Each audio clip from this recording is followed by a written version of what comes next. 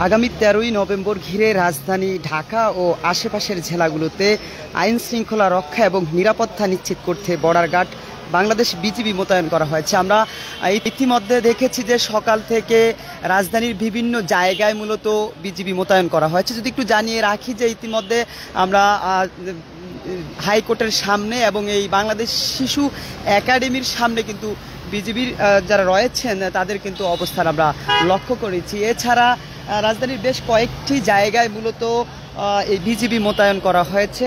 সেই জায়গাগুলো হচ্ছে ধানমন্ডি 32 এয়ারপোর্ট এলাকা, আবদুল্লাপুর এলাকা, কাকরাইল এলাকা এবং এই যে জায়গাটিতে আমি রয়েছি শিশু একাডেমি এই এলাকা এবং হাইকোর্টের সামনে।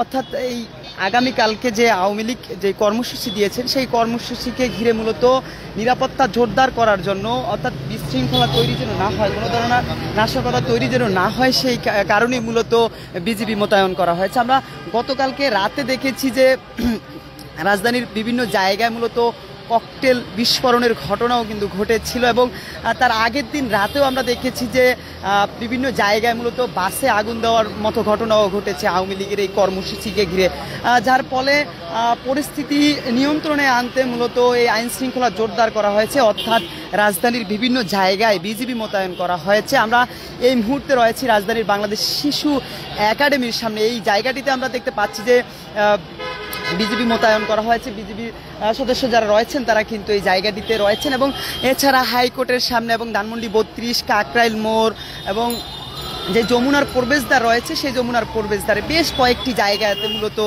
নিরাপত্তা জোরদার করা হয়েছে। সেই চিত্রই কিন্তু সরাসরি দেখানোর চেষ্টা করছি আপনাদেরকে এই মুহূর্তে বাংলাদেশ শিশু একাডেমির সামনে থেকে। বাংলা নিউজ 24-এর মাধ্যমে সঙ্গে আছি আমি ইসমাইল। দর্শক, আবার যদি একটু জানিয়ে রাখি যে আওয়ামী লীগ গতকালকে যে কর্মসূচি দিয়েছেন সেই কর্মসূচিতে কোনো ধরনের যেন তারা নাশকতা তৈরি করতে না পারে, যার ফলে কিন্তু আইন শৃঙ্খলা জোরদার করা হয়েছে। আমরা দেখেছি যে বেশ কয়েকদিন ধরে মূলত আইন শৃঙ্খলা রক্ষাকারী বাহিনী যারা রয়েছেন তারা কিন্তু রাজধানীতে তৎপর রয়েছেন এবং ইতিমধ্যে আজকে সকাল থেকে রাজধানীর বেশ কয়েকটি জায়গায় আমরা দেখেছি যে বিজিবি মোতায়েন করা হয়েছে।